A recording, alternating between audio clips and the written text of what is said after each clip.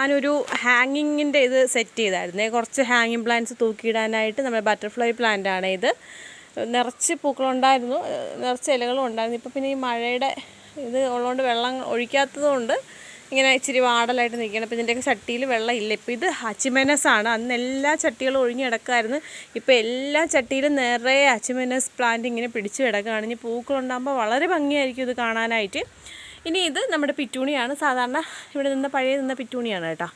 ഇതൊക്കെ ഞാൻ വിത്ത് വാങ്ങിയിട്ട് മുളപ്പിച്ചു എന്ന് പറഞ്ഞില്ലേ, അതിലുള്ള പിറ്റൂണികളാണേ. അപ്പോൾ ഇതിനകത്തൊക്കെ തന്നെ 1, 2 മൂട് 3 മൂടൊക്കെ നിപ്പുണ്ട്. നട്ട് വലുതാക്കിയ പിറ്റൂണിയ ചെടികളാണ്.